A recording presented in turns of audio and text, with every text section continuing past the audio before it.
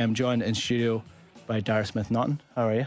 I'm good. A proper show today, Enda. Big show. Proper show. Big show. We are down to the bare bones at the minute. Vinny Perth is joining us to look through the papers, but he is stuck in Dublin traffic. So he'll be with us now in about 5 minutes. So it's just the two of us for the time being. That's all right. I'm looking forward to today's show. We have some reaction to some football last night.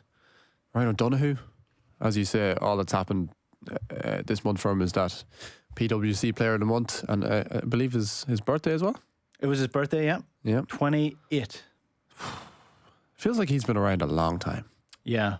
I think it was because he was probably Mayo's main person by himself for a long time before Kobe and Dara Byrne came along. He was carrying a lot on his shoulders there for a while, for a long time. And then Jack Carty, that should be a really interesting interview. Obviously, he's kind of another guy that feels like he's been around for a long time. Only 33 though. You would be forgiven to think that he was a little bit older because he's had such an impact in Irish rugby overall. So we'll talk about his Connacht career. Obviously, in the history of Connacht, he's been there since the very, very start of the sports ground, and he had a pretty decent international career as well. So I'm looking forward to getting stuck into all that with Jack Carty. Yeah, it's a bit of a mad one. Like he's Connacht's top ever scorer. Yeah, played a bucket load of games for them throughout his career, but only got 11 Ireland caps. Yeah, throughout his career. Always felt like he was on the periphery. Was in that battle for that fly half position for a long time. Obviously difficult when you've got generational Johnny Sexton kneeled down for that position, but also then you've got the backups coming in at that stage, the battle with Joey Carberry. Like, that seemed to be the theme of his career for a long time. Yeah, and like, I suppose when people think about Jack Carty in an Ireland shirt, they probably think about the 2019 World Cup, in which he was somewhat blamed for what happened against Japan in that tournament, which I think we'll get into a little bit later on. Probably quite unfair on him, I would have thought. But, when I think about his career, I actually think about his fight to get back into the squad. He managed to get back into the Six Nations squad then in 2022 and plays for Ireland again, which a lot of players wouldn't do. Like, you see the likes of Billy Burns when he had that mistake against Wales in the 2020 Six Nations, I want to say, or 2021. And we never see him again in an Ireland shirt, I think, after that tournament. So it can go one or two ways for people in international rugby. You either get stung and you never come back, or you can fight your way back into the team. And that's what Jack Carty did. And look, 11 caps, I suppose, may seem like not that much when you're looking at a player like him who has 237, I think, for Connacht. But it's still 11 caps for your country. And like every rugby player growing up in Ireland dreams of putting on that green jersey. So for him to get to do it 11 times in like you say, in the position that Johnny Sexton held for the best part of 12, 13, 14 years, I think it's pretty admirable. He also played for Roscommon Miners. He did. He also had trials for a couple of English clubs as well. We'll touch on that when he's on. So one of these guys who is phenomenally talented at a young age, I guess. Really annoyingly talented. Just save some talent for the rest of us. Are you a wrestling fan, Dara? Once upon a time I was. Once upon a time. Well, there's already comments coming in about this, so we might as well promo it. So there is some huge wrestling news coming to you after our show at 10 a.m. in this Off the Ball studio. Here's a little sneak peek.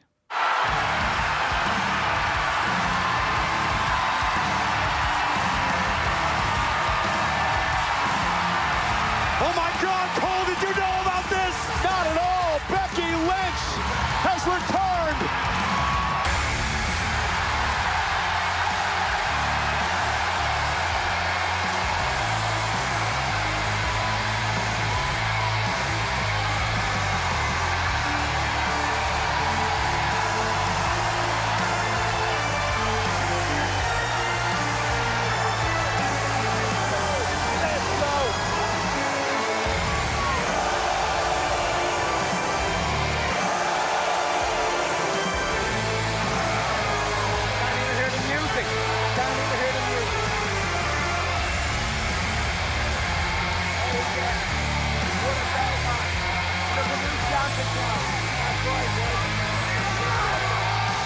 Yes, indeed. So that is Finn Balor and Becky Lynch, who will be joining the lads in studio at 10 a.m. today to discuss some huge news in wrestling. So that's going to be breaking news coming up very, very shortly after us. I'm delighted to say that Vinny Perth has joined us. Vinny, how are you? Morning. I might hang around for the wrestling at 10. Yeah, you're a wrestling fan? Yeah, but haven't followed it that long. But remember, I'm still part of that Hulk Hogan era, Right. all of that stuff. Yeah, great times. Ric Flair. Yeah, Yeah. brilliant. There's I'd say so. It has produced the best number of really strong documentaries as well, because that era was so crazy.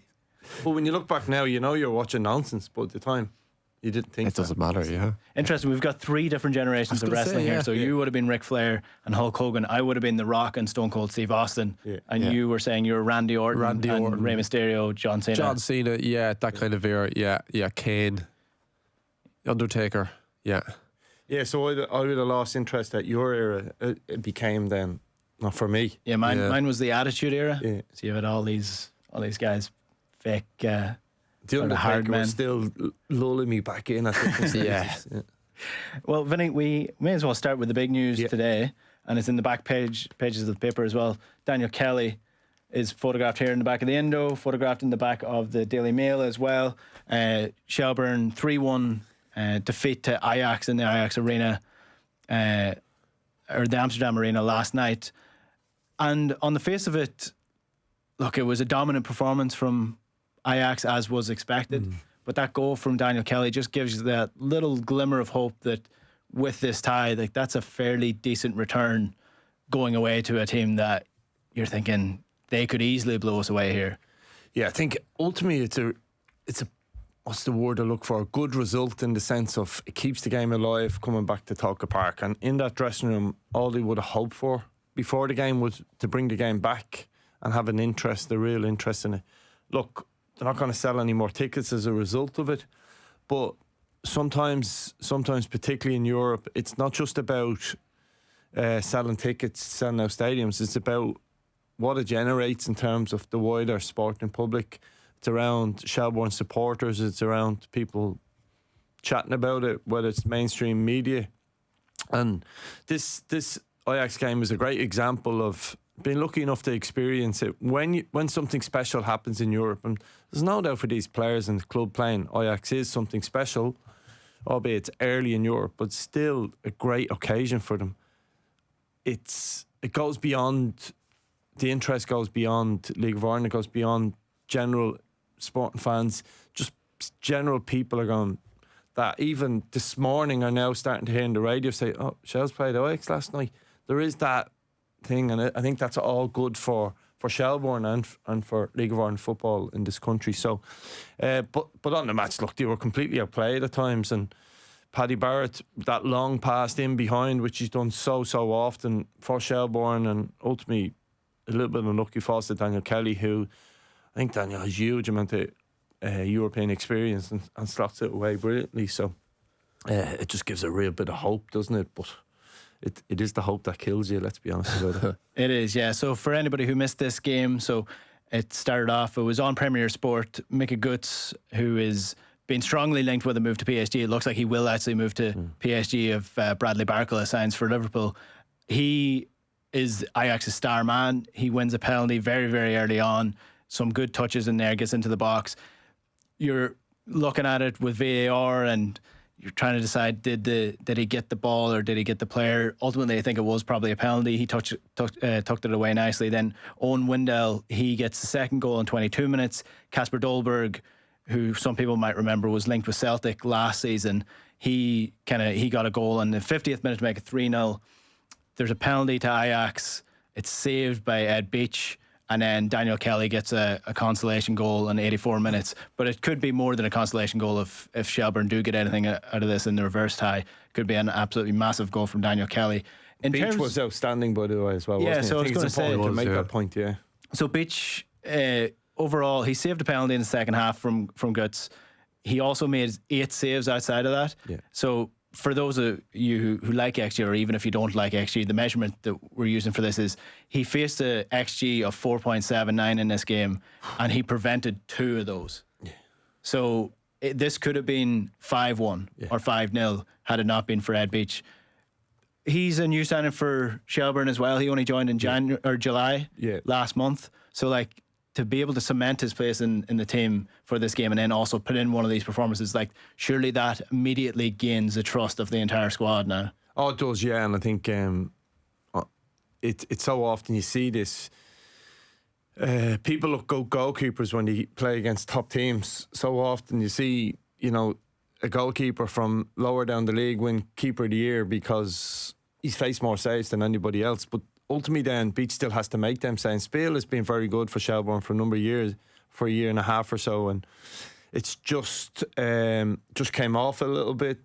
There's been a couple of injuries and all of a sudden Beach has just come in, emergency signing almost, and sort of, yeah, he has won his teammates over, and I think I don't think they'll have any fear in that, but he'll have to do the same again. And I think it's important that, going back to the first point around the general interest in Europe, and because like 3 of us are invested in it. You know, Ajax are playing, not invested, but you know the right word I'm looking for. But if that had been a 5 or 6-1, I think it just passes by. Now it's like that's the point, and that's how important Beach's performance was last night. And not just that, there was lots of little blocks, little hold-up play, people putting their body on the line, and Shells had to go to the well last night to get that result, and they've done that. The only concern is it's another week into pre-season for Ajax, and they may lose a player, but beyond no illusions, they've got enough bloody good players that can hurt Shelbourne next week. But they won't fancy going to Tolka Park. I mean, beyond no illusions, it'll be a difficult night for them. And do you know what? You have to dream. The first goal in that game for Shelbourne is just huge, and for obvious reasons. So you have to dream. And John Russell, I heard him speak about the game before it and after it, and the one thing he said is keeping the game alive, going to Tolka. Well, they've done that. Yeah, we might take a little bit of John Russell here because our own Ben Symes is over at this game. He was speaking to John Russell after the game, and very positive overall outlook from the Shelbourne manager here. John, you've kept yourselves in the tie thanks to that goal at the end from Daniel Kelly. Does that feel like job done? Yeah, that was important for us coming over. We knew the task ahead. We knew we'd have to defend for our lives tonight. We're playing a top-class opposition. Wasn't the best start, giving away a penalty so early in the game, and we'd be disappointed with the second goal. We just switch off.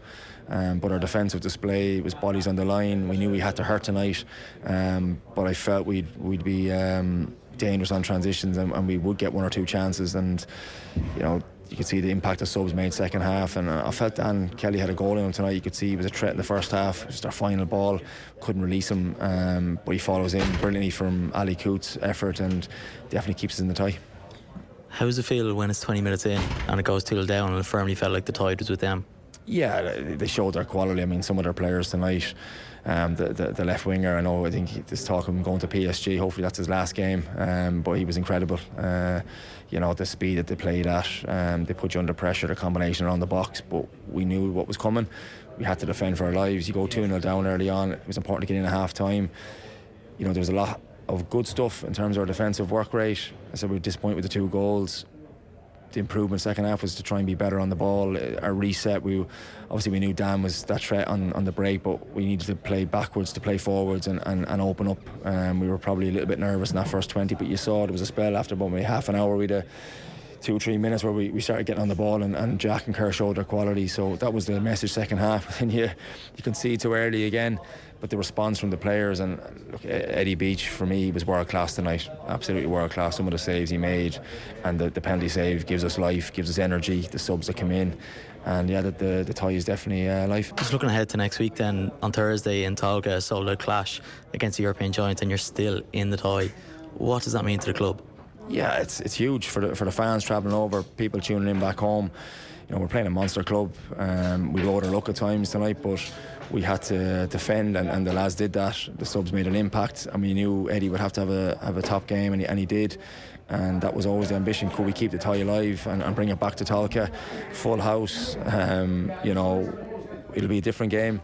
Yeah, Shelbourne manager John Russell there speaking in the aftermath of their 3-1 defeat to Ajax last night. Overall positive feeling from John Russell there, and very much a feeling of Tolka Park is going to be a bit of a fortress here. I think the theme throughout the interviews that Ben did after the game was they're very happy that it's not in Tala. Like they're very, they applied to have it in Tolka Park for a reason, because it's tighter. The fans are closer to the pitch. The pitch is smaller as well. I think some of the players mentioned they struggled with just the size of the pitch in Ajax last night.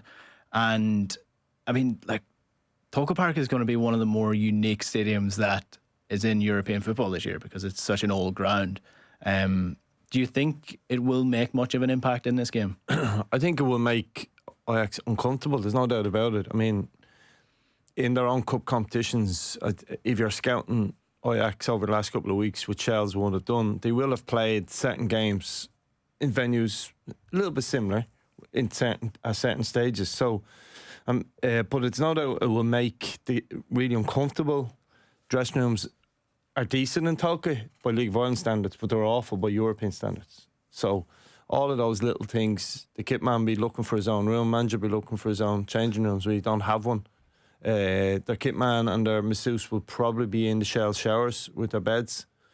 So we would have had maybe one. If you're lucky, at some stage we're lucky enough to have 2 physios, they'd be in the showers.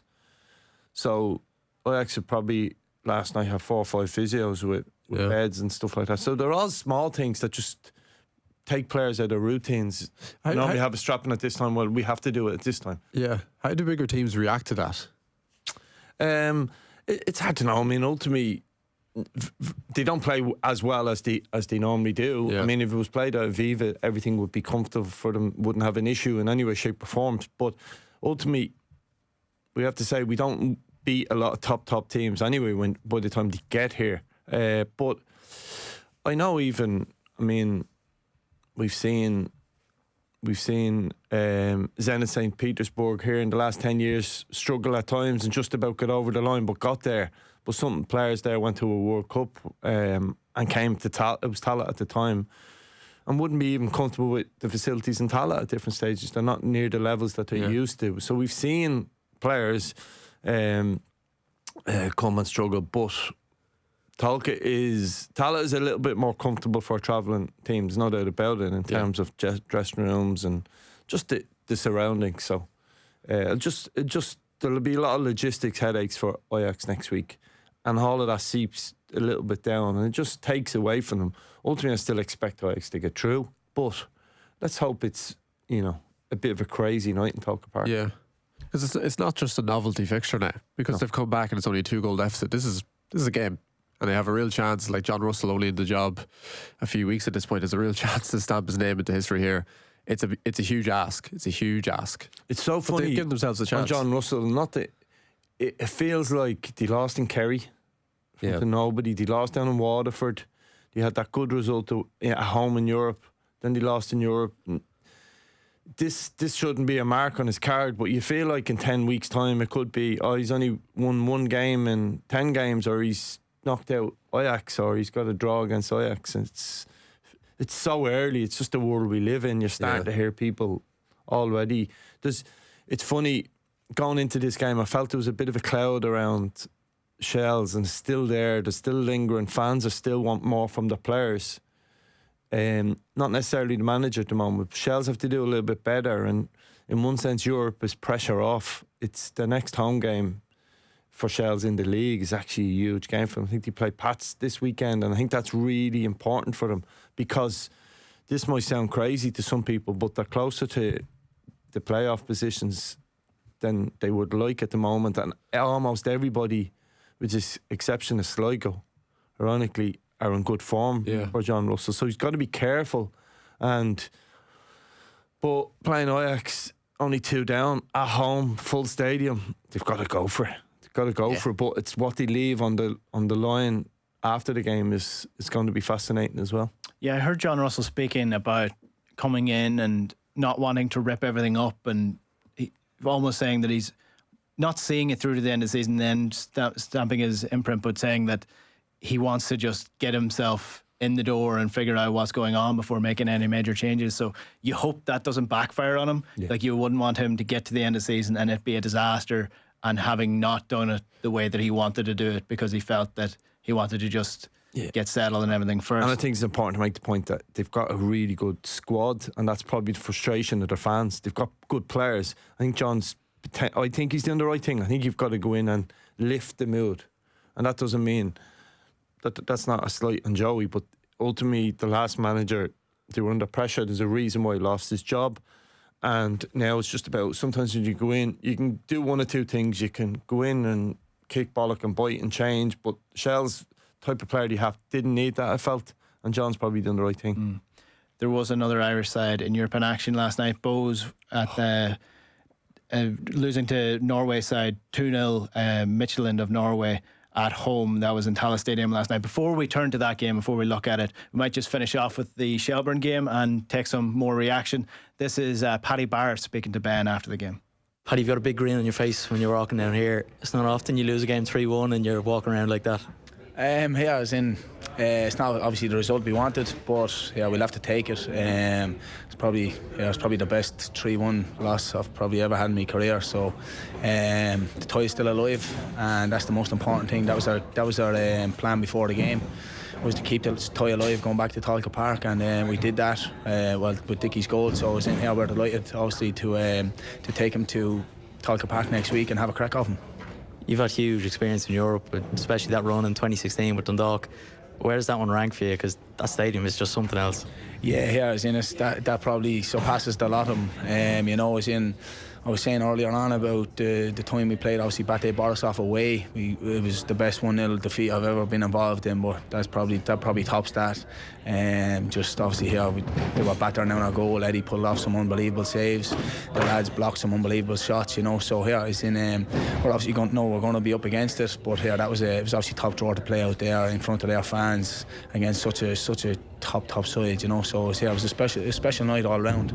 And look, again, the tie is alive, so let's go to next week. How do you find playing in games like that where you're under the cosh from minute one playing against top quality opposition?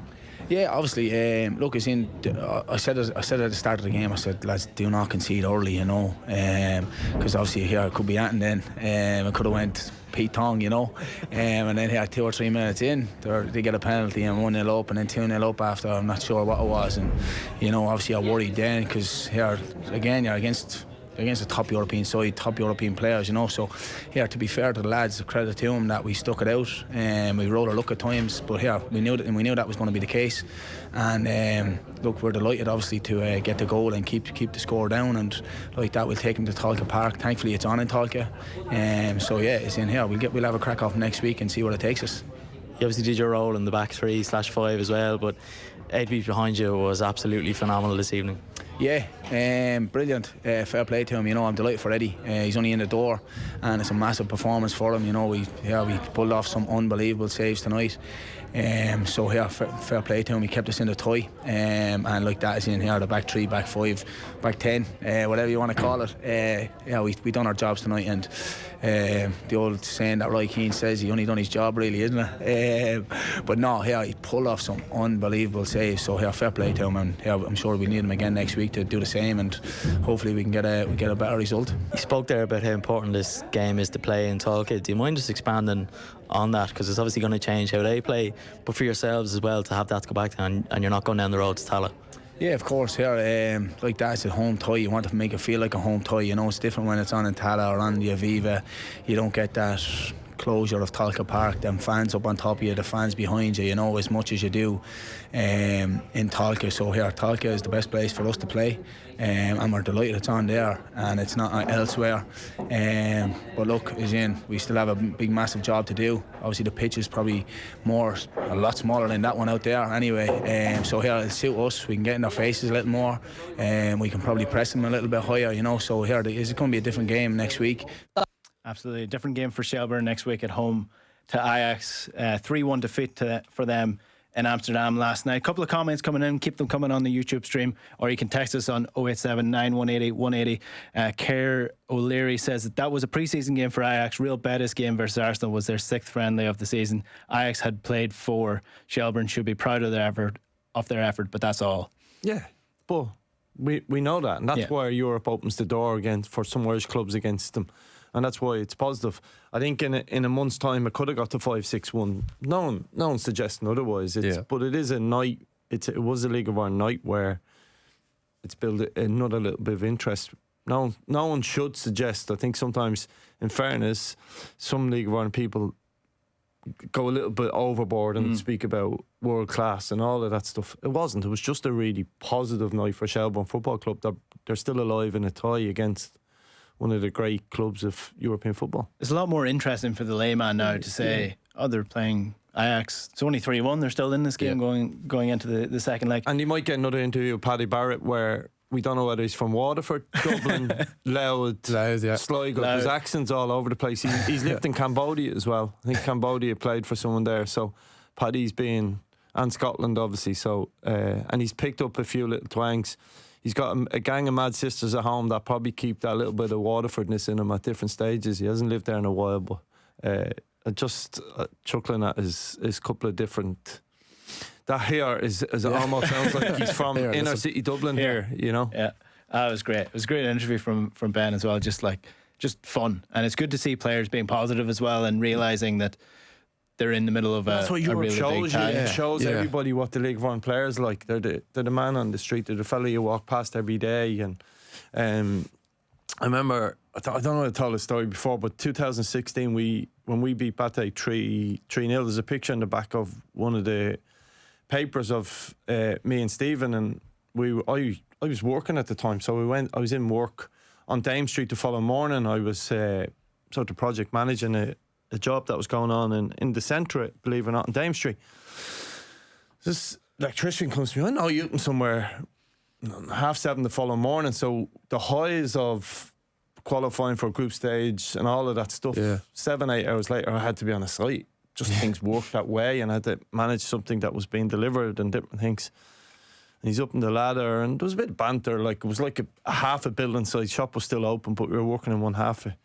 So I went to the bathroom, and he obviously took the newspaper with him, as the electrician would do, and he's reading it, and he comes out, I knew I somewhere. At the back of the newspaper, he's waving me picture. So that's what, look, Europe is. Then all of a sudden I was known for, the famous fella, which wasn't very famous, infamous should have been. But that's the way, that's what Europe does for us mere mortals in League of Ireland. It was so refreshing listening to Paddy Barrett there and Daniel Kelly as well. He was chatting to Ben last night that they're acknowledging that this is a really big moment in their career, and you don't see that enough in sports. I feel like a lot of athletes let that pass them by, and they'll realise 10 years down the line that that was pretty cool. I got to play in the Johan Cruyff Arena. That was a big moment for me. But for them to actually live in it and be like, yeah, that was pretty cool. That was pretty cool what we just did there. So it was nice to see that last night. Even John Russell, acknowledging the privilege that what it was to play Ajax at home. It's really nice to see, isn't it? What's the best stadium you've played in or been in or visited? I think Leisure Warsaw, in terms of the atmosphere, the playoff for the Champions League game, that is still, I don't think I've experienced anything like that. The atmosphere, just everything about it, just felt it was of another level. When we played Vitesse Arnhem, there was something special about it, but albeit we were brilliant, and I still remember it's just recently taken over Finn Harps, but remember Patrick McElhenney's. So it's like that. What you're alluding to there is when you're if you run in major stadiums, or you play like the Robbie Keanes, Richard Dunns of this world, their biggest moment is something probably the same as us in terms of. But when you're a League of Ireland person, when you lay in your pillow and you're remembering different things, or you're driving the car and you're daydreaming, you're remembering standing, and we took the lead against Vitesse Arnhem. I remember that as a manager, as a coach. It's the magic of I remember sitting next to Steve Williams, our goalkeeping coach, and we're in Ajax Split, and their fans were just brilliant. Wasn't sold out or anything, but they just made an atmosphere, and I just hit Willow in the middle again. This is brilliant, isn't it? And the two of us are laughing, and Willow's fixing coffee machines, and I'm working for a catering company, and we're going, this is just amazing. And we had a brilliant videographer at the time, Harry Taff, and he recorded the Ajax Split fans at half time, and I remember watching it going, if I lived within an hour of that venue, and that's where the atmosphere coming into League of Ireland grounds, I think, is building, because I lived an hour between Leisure Warsaw or Ajax Split. I go every week for the atmosphere. It was just, it's different, and English football has completely lost that. Yes, big games are great, but I urge anyone not to go to Legia and watch Warsaw play and go, yeah, that was just brilliant. They were singing a song, don't know, someone said it was a Michael Jackson song, I don't even know, but it was one of them where you'd know you'd be joining in after a week, and to get to experience that, like, I was lucky enough to be in Zenit, but again, I literally was cold, but it was also cold, you know, it wasn't the same. But those stadiums, some of them stadiums are absolutely outstanding, like, and I would say them.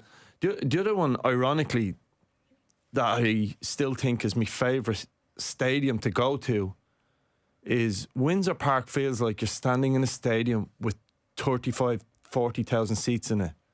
It feels, whatever way they designed Windsor, it feels like you are in a national stadium for Northern Ireland, obviously, but it feels like you're in something, a cauldron. It just feels a little bit better than it actually should be, if that makes sense. I think like Windsor is one of those ones as well that probably because of where it's located, it's located at the back of an estate. Like you have to walk down a really narrow corridor to get to it. So it doesn't feel like a national stadium. It feels more like a local ground that you're going into. But it's the atmosphere is fairly hectic there for a lot of teams. Yeah, and it's something I've never done. It's on my bucket list to watch Northern Ireland play there in a full stadium. But it's something we're missing down this part of the island. Is where's a stadium like that? I think it's 18 to 20,000. Is it something like that? It's in that region, and I'm saying that's the one where you go, boom, that has it. Like Slovan Bratislava Stadium is a bit like that. In Gordon played there, where you feel like you're in a 40,000-50,000 seater. And that Windsor Park Stadium is, I think we need one more of them for sporting occasions. This country it's like that Tala 10. The Shamrock Rovers people love Tala, but it feels a little bit cold when you go there for the other teams, like Bohs, obviously there last night. So I just think if we had one more of those stadiums like Windsor, somewhere in that 20,000, but not just 20,000, like the RDS is going to feel like the RDS. Yeah. And it looks like they're doing a brilliant job in it, but it just feels like that wrap around. It's self-contained as opposed to like in Tala, it's a great stadium, but that element of like separation between the stands, and you're also quite far away from the pitch as well. It doesn't feel like one of those little small grounds that do have those sort of atmospheres. We're getting into architecture here, but in Europe it feels like they build stands high. Does that make sense? Steep. Yeah. And it feels like that's the thing about that Legia Stadium. It feels like people were nearly looking over you. They could see into you if you opened your notebook, and it just created a brilliant atmosphere. France do those stadiums really well, where it's a 15,000-20,000 ballpark, but it's just right in on top of you. It's on my list of stadiums. Me and Enda both have a list here of stadiums we visited. But Marcel Michelin in Clermont is exactly like that. It's just like a wall. I think it's around 18,000 or so. Feels like 50. I was there for Ireland versus France in this year's Women's Six Nations. I swear to God, it was like louder than a packed Croke Park. It was ridiculous. And it was maybe 17,000 people in the place.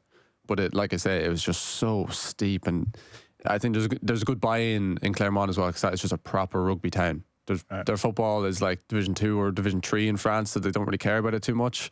Whereas they're obviously big name in Europe. So I'm going to have to do a bit of reading in the years. I think I'm going to have to go home and watch the highlights of the Legia Warsaw game. You know, the great Robbie Benson goal that everyone sort of would remember. You've got yourself in the mood now. Yeah, but it's like for that same reason, that nostalgic of sort of that stadium was brilliant. Yeah. So I did a bit of a stadium tour over the course of like a couple of months. The reason I left off the ball in the first place was like I was going traveling around Europe in a camper van. So what I did was each city that I went to or each town that I went to, I tried to go to the stadium that was in it.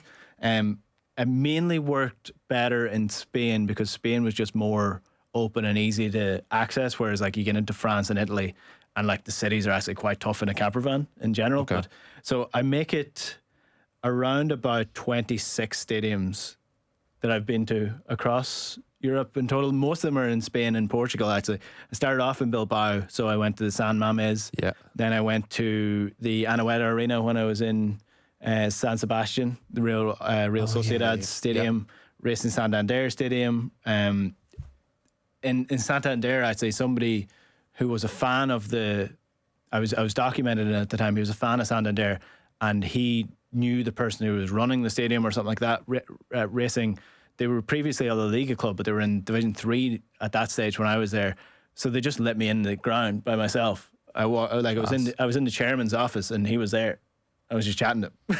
Class. So that was interesting. I think the best one that I was like, two of the more unique ones that I went to were actually in Portugal. So the first one is, do you know Braga Stadium? Yeah. You know, it's carved into the back of a mountain, and one of the stands, like, you've got these two ginormous stands on the outside and then the mountain in the background. Impossible to get to, it turns out, because of where it's located. Signage is not very good. You actually have to, I think I ended up trekking up to the side of the mountain that I wanted to see. You had to hike. You can actually see, you can see into the stadium from the top of the mountain, but for anybody who knows which stadium I'm talking about, you actually want to be looking at the mountain, not from it. Right. And then the Estadio de Drago in Porto was super impressive and like really historical as well. And then outside of that, probably the Bologna Stadium. That's the one with like the church in it, isn't it? Yeah, it's one of the oldest grounds in the world. That's and amazing. I think that they're actually probably going to take it out of action fairly soon because of how old it is. It's insane. Like, it's proper 1900s. Yeah. This building is going to fall over at any stage old. So it was. What's the deal with it is a church or like it's like a pastoral centre in the middle of the stadium. Yeah, I can't Is really. it in use? I can't remember exactly what it is, but it's just like they kept the building that they built the stadium around, and they kept it in use. So it's just like, it was one of those really, really like special places to be. All right, we should talk about other stuff as well, because there is other stuff going on. Yeah, you had to bring. I mean, mine's running away to places like Floria Tallinn and just like these great cities, and that's the thing. Sorry, the League of Ireland lads get to see the world. Walked around Petersburg for hours. Yeah.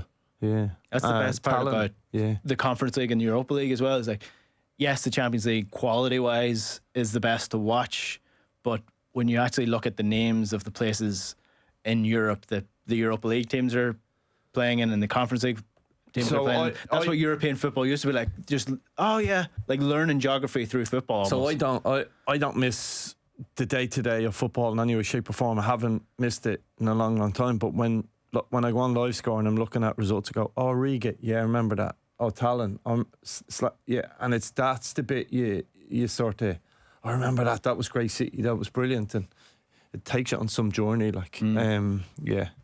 Declan Kelly in the comments saying Vallecano was a mad stadium apartment block at one end of the ground. Yeah, the Rayo Vallecano ground, I think they're actually demolishing it now.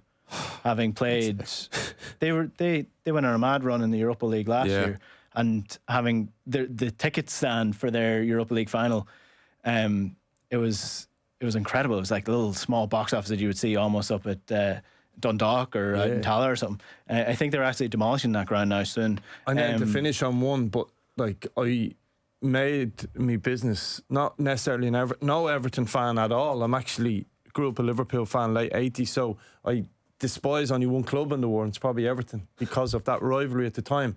And but I went to the Gladys Street end before they closed it, and you're literally 10 yards from someone's front door. When you walk at the back of the stand, like literally in front of you, you can see into people's houses. Yeah, it's absolutely mental, and it was just some mad experience, the Gladys Street end. And that's where you wonder: are we washing?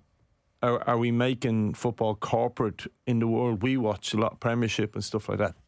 I think it's lost a bit of its soul because of the likes of the Gladys Street end no longer part of football in the Premier League, for example. And you do have Premier League clubs like buying out housing estates now that people lived in just to expand their stands, so it doesn't wash very well when you actually think of it. But in the Gladys Street end, they were losing. They played Chelsea and they were losing 2-0 in the game, and then a few left 10 minutes to go. So they obviously opened the gates, and then the kids that live on the street came in and watched the last 5 minutes of the game, and then were waving at the players and stuff like that. So they lived that close to it. It was, it's anyway. Just in the rest of the stories in the back pages. So there are a couple of interviews with Ryan O'Donoghue. We have our own coming up at about 8:45 or so. In the back of the Indo, we have Gerard Hegarty here. VAR has ruined soccer. Don't let it ruin hurling as well. He was up for interview as well. He's the hurling PwC Player of the Month for July. And he was talking about the influx of people calling for VAR to come into hurling, or like video refereeing, helping with decisions on the line. In the back of the Telegraph. Sorry, I read that Hegarty piece. What I found interesting is it hasn't ruined football. People are using it, ruining it. There is certain things like, has Hawkeye ruined hurling or Gaelic? No, I suppose No. it's one very specific.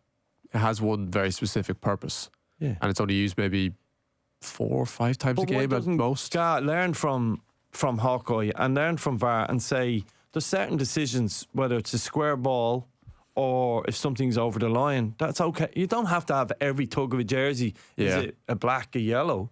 But let's get the big calls right in all sport. And there was a couple of big calls wrong this summer that weren't big investigations in a truck and VAR or Stockley Park rubbish. It was, I think there's certain things that you can have a softer version of VAR that's not tackles, because all of that stuff I think is partly where Hegarty's talking about. There's a couple of red line issues, like the referee's watch goes, ball's over the line, it's not over the line in soccer, we call it, for this argument.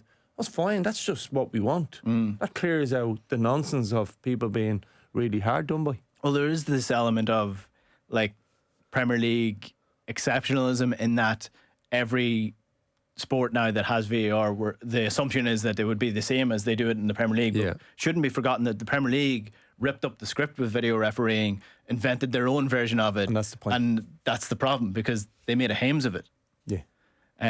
So that was interesting for Gerard Hegarty. We might chat about that later on in the show.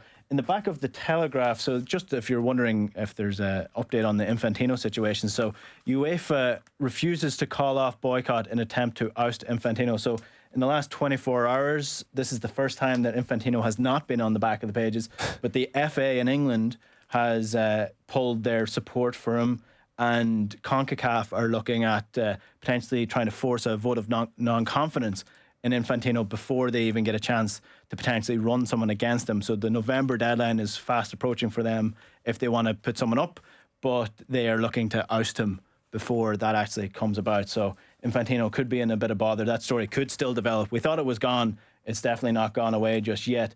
One story I do want to mention just real quickly, because it is a really tragic story.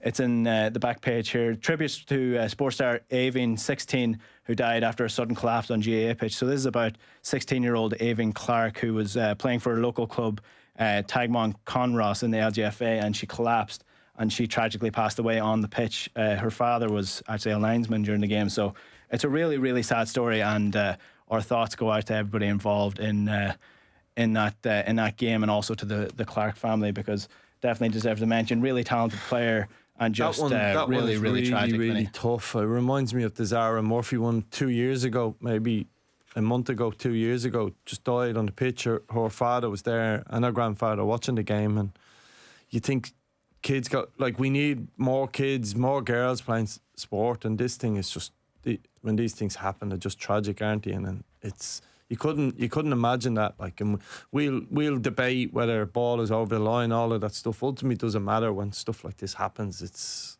just so sad for her, obviously her and her family, and it's them ones get a hold of you, don't they? You remember the days where you were on them same pitches and played against those same teams, and it's so sad. Yeah, really tragic stuff. And they did try to resuscitate on the pitch, and also did try the defibrillator as well. It does highlight the importance of defibrillators as well in these GAA pitches and sports grounds and local towns, because they're absolutely vital. There's not enough around the country, and it really just should be an absolutely non-discussion around having them and funding them and making sure that we have them in situations that we need them. So thoughts and prayers go out to the Clark family from all of us at Off the Ball about that story. I do want to touch on a story that's not actually in the back pages today, but it is an interesting one. It's a really tragic story as well when you think about it. So it's been reported here that Jack Charlton's family are going to face a tax bill up to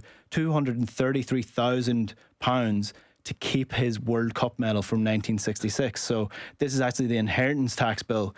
that if they want to keep the medal that he won in 1966, they will have to fork out a hefty chunk of change. And this just seems a bit wrong here, Vinny. Like, we were talking about it, like, I know it is an asset and it is something that the family are inheriting, but it's not the same as inheriting a house or inheriting his money. This is something that he won from his sporting achievements. He didn't pay anything for it. I know it's worth a lot of money according to the people who want to charge for it, but I mean, like, this medal is beyond its worth in cash. Like, this is a sentimental thing. This is a historical thing. It isn't something that you should be charging someone for, especially not his family. No, and I mean, if the family were intending on selling it, I might be okay with that in terms of that's the world we live in terms of profits lead to tax. But that's just, it just has to go away, that story. That's just nonsense. It's just so unfair to hold on to something like that. And I accept there's value on it, but it doesn't make any sense. It's just... What do we do here? Like, yeah, it's just crazy stuff. I made the comparison before the show that it's like me winning a car in Bullseye, and then I held on to the car for however long I wanted to pass it on to my family, and they went, well, just tax your prize there. We're going to tax that. It's just crazy stuff. Like, I don't know. And that's a lot of money as well. It's a lot of My money. wife was listening. She'd probably throw out my FEI medals before I go home, just in case. Yeah. Well, you could just forget where you put them. You know? It doesn't make any sense. Doesn't make any sense. And a lot of that 1966 team, They've been hard done by, haven't they? they were forced to sell their memorabilia from this game, that game in particular, because they weren't affording to live at that stage. It was at the stage where players were taken advantage of, and they had to go. They actually eventually go on tour doing events and doing talks to fund their life, and it's actually a disgrace how they were treated by their own country and by the clubs that they were played for back in the 60s and into the 70s. So I really hope that some sort of museum or something potentially will take up Jack Charlton's medal here, or they donate it, and maybe there's a way of saving that, because it just seems like the wrong decision to be made. If Jack Charlton was my father, I'd want that medal in the family home. Obviously, the safety things now with the world we live in, but I wouldn't even want it in a museum. I'd want it in a family home. Yeah.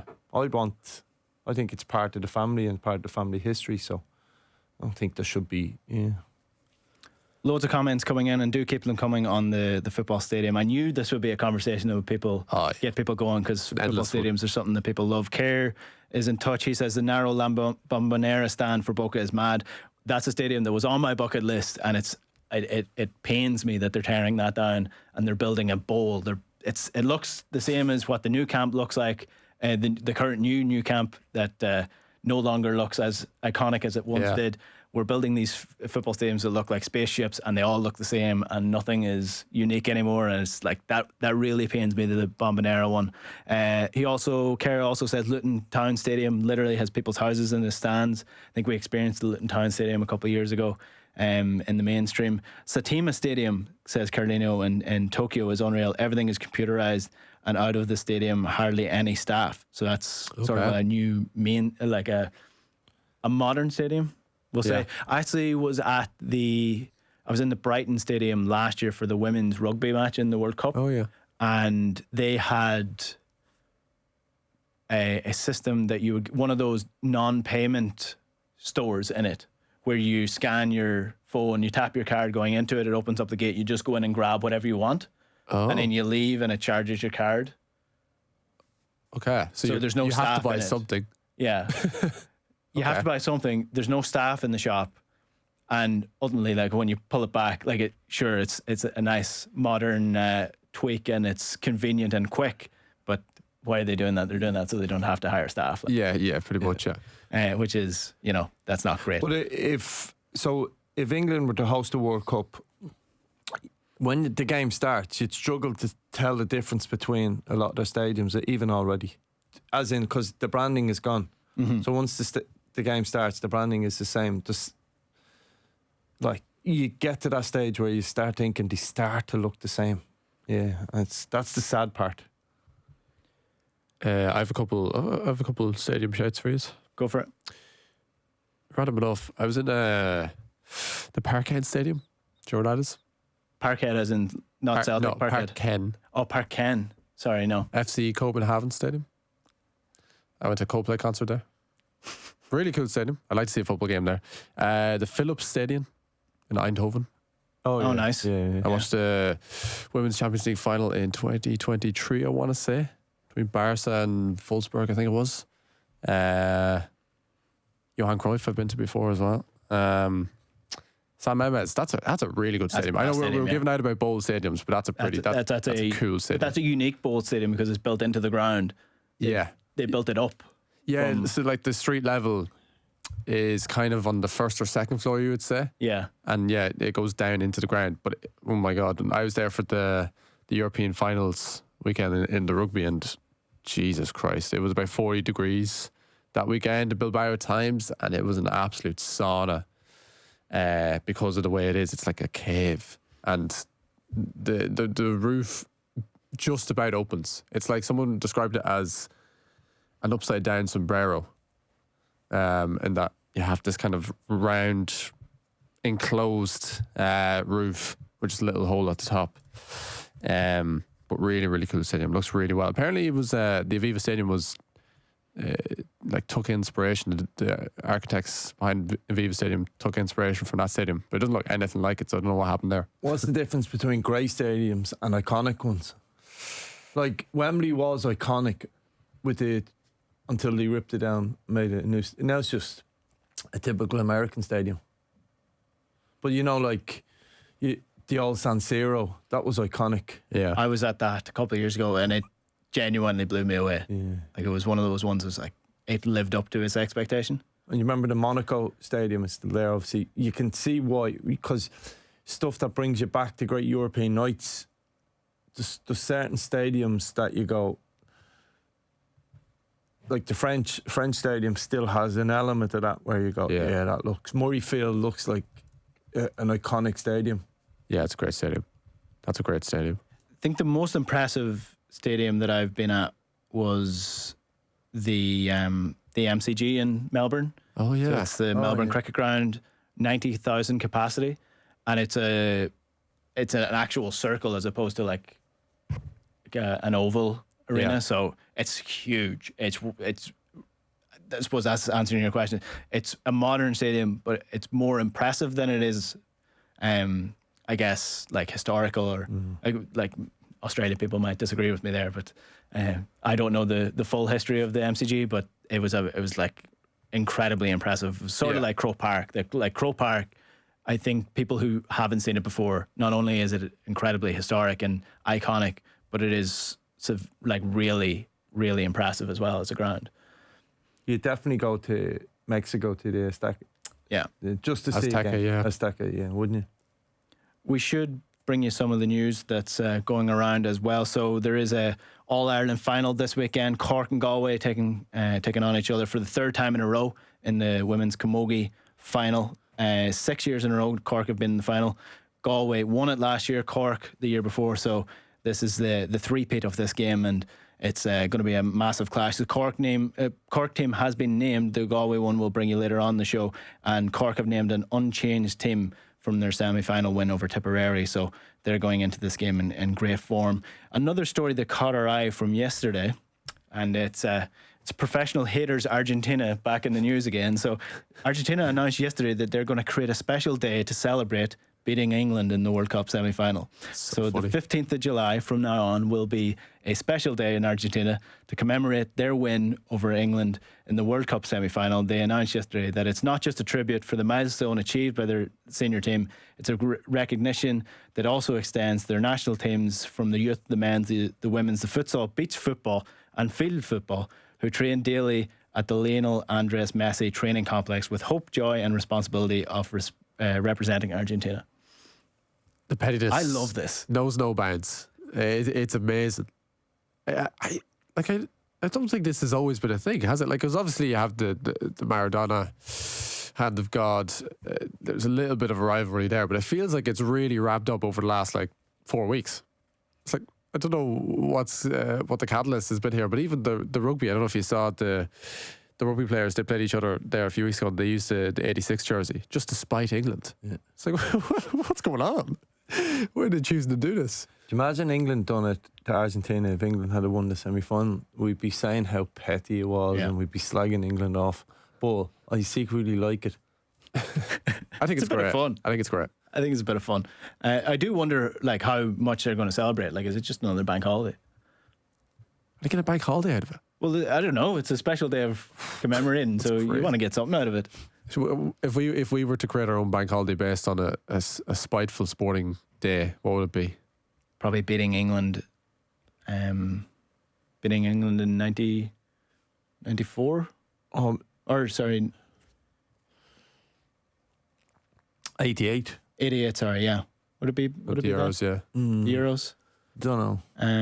There was, remember that magical day where it ended up with the boxing as well. Ireland rugby team won, the soccer team won. Yeah. That was that Paddy's Day? Was that a Paddy's Day? It was, so we have we can use that. We need a different Get an bank extra holiday. day. I think also just to finally turn back We to should the have a stadium. Mayo Day. Like the Mayo, outside of Kerry, the Mayo Day should nearly be an extra bank holiday. I think that that gave the whole country a feel good factor. Everybody was talking about that. People who know nothing about GA were delighted for Mayo for no reason. Well, outside of the Mayo thing, I think the All-Ireland final weekend should be a bank holiday. 100%. Yeah. They do that in Australia for the AFL finals. They have a full weekend. It's a festival. They have concerts. They have a parade in the middle of the thing, and they give everyone a bank holiday the day after. No, that's the boggerness in us as a country. We just have a bank holiday day. Like the All-Ireland, some of the All-Irelands have been rubbish over the years, some of the finals. But this would create an occasion of all of them, regardless of how good the game is. I've always thought it was counterproductive that we have our All-Ireland finals on the Sunday. Because you have to go back to work on the Monday. Yeah, never got me head around. I never really, like, I know it's tradition and we're never going to change it. And I like that it is Sunday now because it's always been that way, but it is a bit weird though, isn't it? We have the games on the Sunday evening. I'm sure coppers would prefer it was on Saturday. Yeah. That's what I'm getting at. Why can't we enjoy it a little bit more? Now, we very much enjoy the morning in here, obviously, and the chat to players and all that. It never made sense to me. I think we'll push for it. We'll push for it. We'll make it happen.